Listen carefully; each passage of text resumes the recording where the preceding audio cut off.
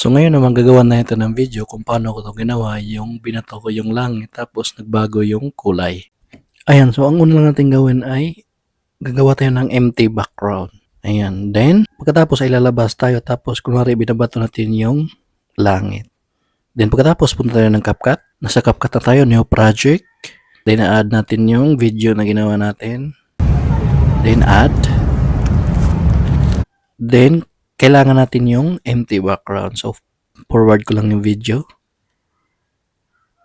Ayan, so hanggang sa hindi pa ko lumabas. Then split lang natin. Gagawin natin ay kailangan natin i-overlay itong empty background para nasa baba na siya. So pinutin lang natin itong empty background. Hanapin natin sa baba yung overlay. Then ngayon naman itadrag natin yung naka-overlay dun sa dulo. Ayan. Ayan. Then pinutin lang tong video kung saan binato natin yung langit.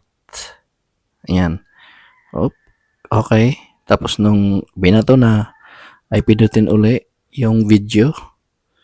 Then split natin. Then yung in-split natin sa dulo, ang gagawin natin ay kailangan nakaselect.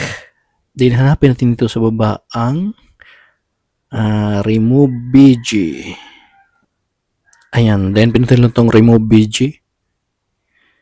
Then pinutin lang tong auto removal kung naka-pro kayo. Kung hindi naman, pwede naman custom removal. So, sa akin, ito removal ko na lang para mabilis. Ayan, so tanggal na siya. So ang gagawin natin ay check ko lang. Ayan.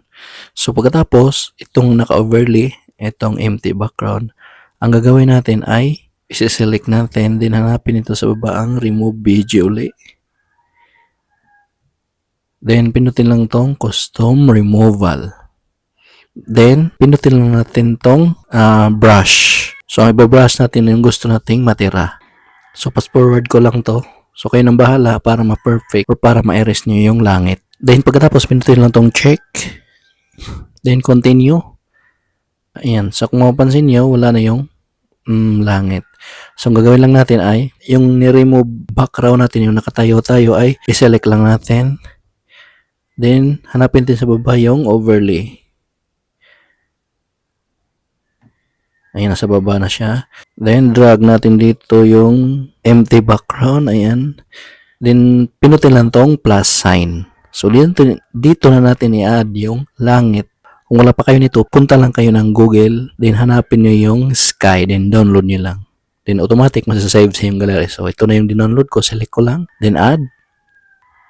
Ayan, kung mapansin nyo, hindi siya nakikita. So select lang natin yung dinownload natin na langit, then drag natin pataas. Ayan, so nagbago na yung kulay niya. Ayan, so play ko lang. Ayan, parang totoo na siya. Ayan. Then pagkatapos, putulin lang natin itong mga sobra. So unahin natin itong dinownload ko na langit. Pinutin lang to. Then split. Then delete. Then itong empty background. Select ulit. Then split. Then delete. Then itong pangatlo yung nakatayo-tayo. Select natin. Then split. Then delete.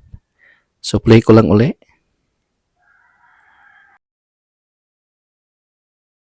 So, pwede na siyang i-export.